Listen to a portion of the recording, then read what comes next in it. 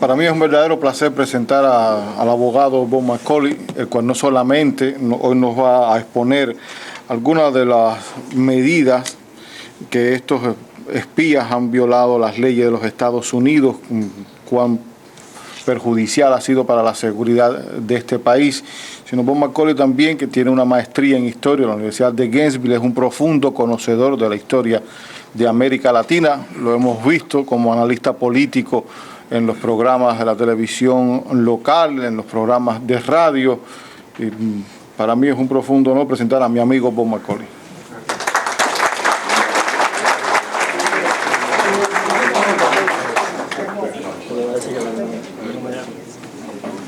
Buenas noches, encantado. Estoy aquí para dar un poquito de perspectiva legal y también como norteamericano simpatizante con la causa de la liberación de Cuba. He estado en esta comunidad desde el año 27 años atrás, desde el 83, entonces he visto muchas cosas durante la Guerra Fría y ahora en la época post... ¿Está encendido? ¿Se escucha?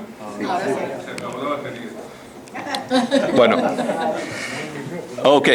entonces voy a tratar de dar un poquito de perspectiva legal y también perspectiva y contexto de la Guerra Fría y un poquito de perspectiva como norteamericano. Entonces he seguido la causa de Cuba por muchos años, he estado en esta comunidad desde 83 y como dije he visto el fin de la Guerra Fría y también otra época que tenemos ahora que es bastante diferente. O sea, tenemos la época de los 90, después de la Guerra Fría, ahora tenemos el contexto de la guerra que tenemos contra los... perdón. Okay. Sabemos que desde 10 años atrás estamos involucrados... Ok, bueno, perdón. O sea, ahora estamos desde hace 10 años atrás en otra época donde el enemigo principal de los Estados Unidos es el Islam radical, pero ahora se están viendo más y más en los años recientes los lazos entre los cubanos, los chavistas, la gente de Bolivia. O sea, realmente hay un esfuerzo en Sudamérica, Latinoamérica, para apoyar estos enemigos de este país. Entonces, las alianzas han cambiado un poquito, pero Fidel Castro ha seguido en su rumbo de antiyaquismo hasta la muerte, ¿no? Entonces, bueno, básicamente hay tres áreas legales, tres teorías legales para usar contra los espías. Hay el espionaje básico, que básicamente quiere decir una persona que entrega información respecto a la defensa nacional para perjudicar a los Estados Unidos, es un espía. Pero también hay una cláusula que dice, si uno hace eso sin probar de que Estados Unidos ha sido perjudicado, si va al beneficio de otra potencia, otro país, también es espionaje. Entonces, eso es lo básico de espionaje. También hay otra ley que dice que aunque la persona no se puede probar que fuera espía así, si una persona actúa como agente de un gobierno extranjero, tiene que registrar, y si no se registra, eso también es un crimen. Por ejemplo, en el caso de la Red Avispa, donde había gente realmente ayudando directamente al gobierno cubano, estaban espiando respecto a instalaciones militares norteamericanos, fueron condenados mayormente, la mayoría de ellos como espías. En el caso de los profesores Álvarez, fueron condenados por ser agentes del gobierno cubano, que fue probado, fue admitido, pero la información que estaban compartiendo mayormente fue información respecto a gente del exilio acá, y entonces ellos estaban sujetos a condenas menos graves, al máximo 10 años. Yo creo que el profesor recibió 5 años y la señora 3 años. Y otra ley es la ley que prohíbe la divulgación de información clasificada, punto. No importa para quién lo hace, si uno hace eso es un crimen. Hay, claro, excepciones para los periodistas, etcétera, etcétera. Entonces, en el caso de Cuba, desde el comienzo de la Guerra Fría han estado involucrados los agentes cubanos en Estados Unidos y en toda Latinoamérica. Hay varios casos interesantes. Voy un poquito más atrás para hablar un poquito del caso de Philip Agee, que mencionó Pedro un poquito. Philip Agee fue un agente de la CIA en los años 60, especialista en Latinoamérica, que había servido en varios países. Y en el año 69 él renunció de la CIA denunciando supuestos abusos por parte del gobierno norteamericano en Latinoamérica. y fue un hombre que realmente se viró ideológicamente, o quizás siempre estaba de ese lado, pero se fue 180 grados al otro lado. Y entonces él, después de salir de la CIA, se fue para Cuba, visitó a Cuba muchas veces. En el año 75, él publicó un libro muy famoso, identificando muchos operativos norteamericanos de la inteligencia y gente colaborando con Estados Unidos. Y una persona que él identificó un poco después, el jefe de la estación de Grecia, fue asesinado brutalmente en el año 75. Técnicamente no fue divulgado en su libro, él dio mucha información respecto a las operaciones en Grecia, pero él dio información a una revista en Grecia, y el hombre Welch fue asesinado allá, y eso llevó a una ley que ahora es muy relevante, la ley que prohíbe la divulgación de información respecto a cualquier operativo de inteligencia secreta. Esa ley fue la ley que fue usada durante la administración Bush para perseguir, fue encausado el famoso Scooter Libby por supuestamente divulgar la identidad de Valerie Plame, que fue la esposa del embajador Wilson. O sea, fue un escándalo, digamos, fabricado, porque realmente fue un accidente por parte de otro diplomático, señor Armitage, que divulgó eso. De todos modos, fue un escándalo político, una parte muy interesante, porque en ese caso se estaba debatiendo si realmente la señora Plame fue una agente encubierto, porque todo el mundo sabía lo que hacía, etcétera, etcétera. Pero ese caso sale de la ley que se hizo para prohibir que se repita lo que hizo señor Agee. Lo que señor Agee era algo muy serio que perjudicó mucho a los Estados Unidos en los años 70. Muchos agentes fueron, ya perdieron su valor, unos perdieron la vida, y esto llevó básicamente a la casa de brujas de la comisión Church, del senador Frank Church, un senador de Idaho, del Partido Demócrata, que hizo unas audiencias muy escandalosas para criticar los esfuerzos de la CIA. Y yo creo que por las exageraciones de ese comité nosotros debilitamos mucho la CIA en esa época, y hemos pagado el precio más recientemente. O sea, la sobre reacción a los abusos que él señaló han causado bastante problemas, y en los últimos 10 años, después de 9/11, hemos ajustado a la realidad que tenemos que tener en este mundo peligroso. Pero el señor Church fue un hombre que realmente es un ejemplo de una clase de norteamericanos que se llaman, se sabe la expresión, tontos útiles. O sea, gente no comunista, no socialista, sí, pero gente que siempre ha simpatizado con la revolución cubana, con comunismo, y entonces el régimen cubano ha usado a esa gente en la prensa, en la política, en las universidades bastante.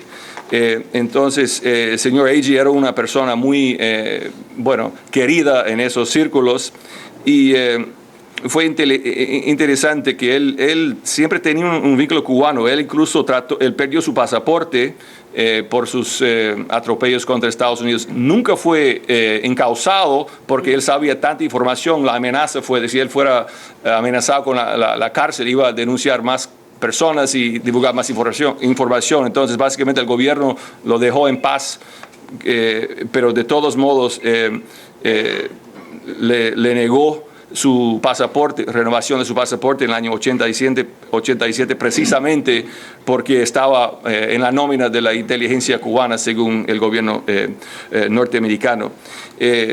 Interesante, otro caso en los años 70, fue que antes de la apertura de la sección de intereses cubanos en Estados Unidos, la oficina de Cuba en la ONU fue el foco principal del espionaje cubano, y salió interesantemente en el juicio en el año 80 del número 2 de la FBI, el señor Mark Felt, una persona coincidente muy famosa ahora. Él fue la garganta profunda de Watergate.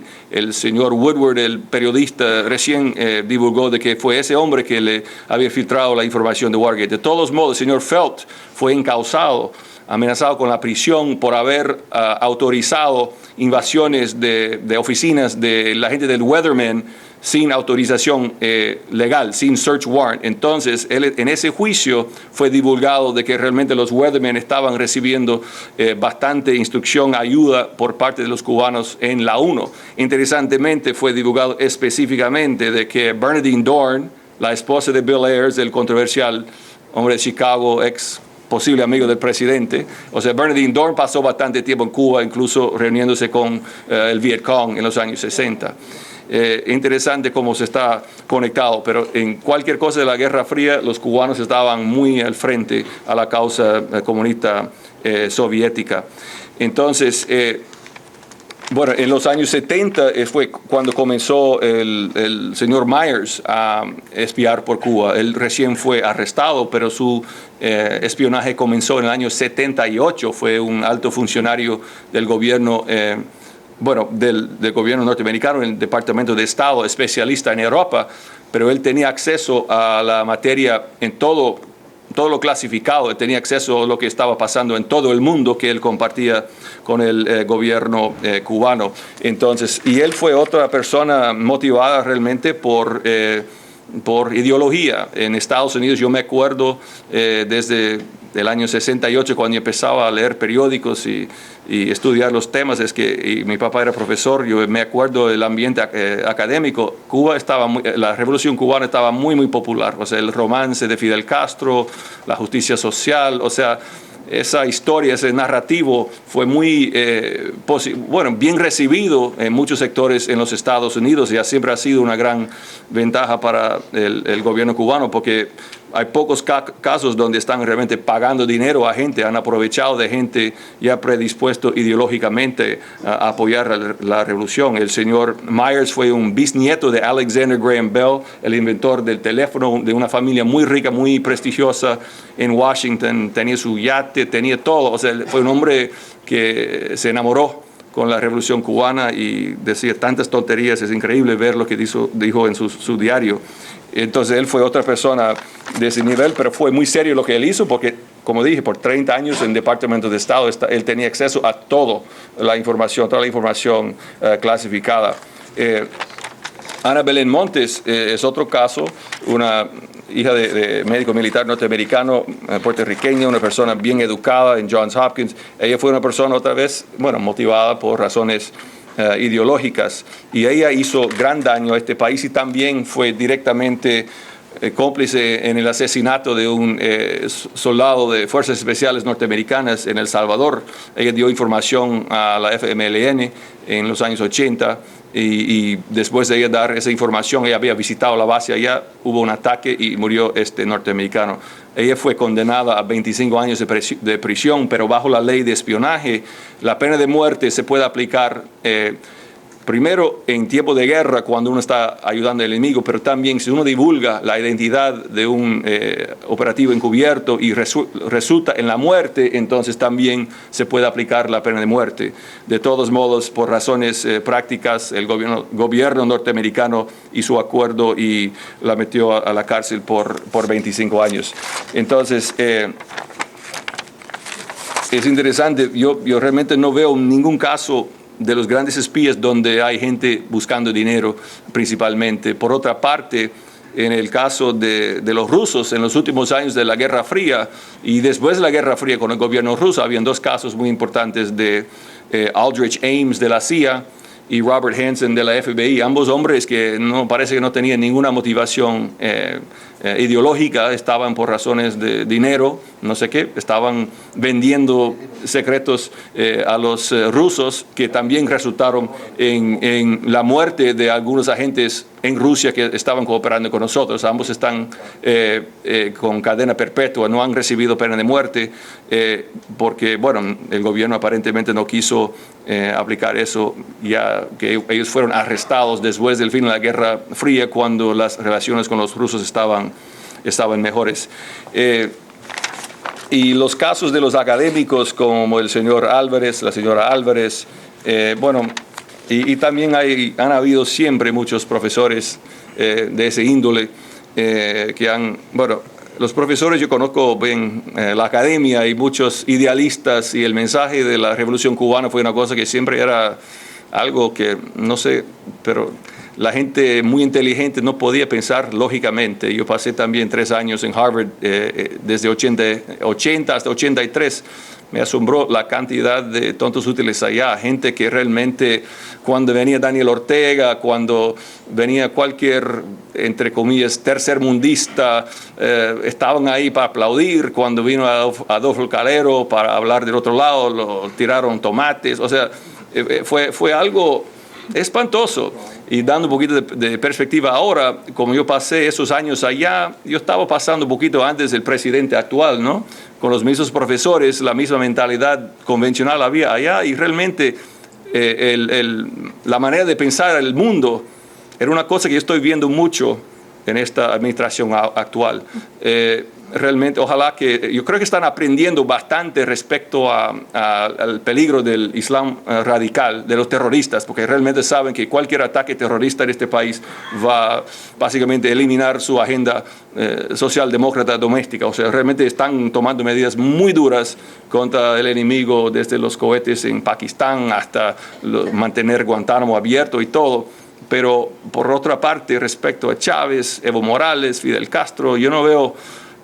bueno, no es una cuestión de simpatía, pero no hay rabia, no sé, es que quizás estoy un poquito afectado por mi experiencia allá en Harvard y también después en las universidades, pero realmente su mentalidad es algo un poquito diferente. Pero ahora, como dije, ya hemos visto un poco de acercamiento entre los radicales islámicos con los comunistas en Cuba y en Sudamérica. Yo era más escéptico hace 2 o 3 años cuando se estaba preguntando por qué Cuba está en la lista de países terroristas, etcétera. Quizás fue un legado de la Guerra Fría, porque Cuba siempre tenía lazos con la OLP, con las FARC, con FMLN, los vascos, la ETA, todo eso. Pero realmente, como Chávez ha abrazado a Ahmadinejad y Evo Morales está haciendo lo mismo, Lula incluso estaba en Brasil, demasiado cerca, peligrosamente cerca a Irán, hasta el año pasado. Ojalá que la nueva presidenta va a distanciarse un poquito. Yo creo que está pasando eso, pero en Sudamérica bastante influencia iraní. En Argentina hemos visto los ataques terroristas y también se está preocupando con las nuevas elecciones en Argentina, qué va a pasar ahí. Entonces, realmente el régimen cubano está buscando cualquier manera para fregar a Estados Unidos y impedir nuestra agenda mundial, y es peligroso cuando ellos están apoyando unos locos con armas, con casi armas nucleares. Entonces hay que tener mucho cuidado y bueno, hay que seguir vigilando, porque el gobierno cubano va a mantener su programa de espionaje hasta que pueda, está en su sangre y en su naturaleza. Hay que bueno, defenderse y cuidarse y no ser ingenuo, porque hay mucha ingenuidad en este país. Gracias.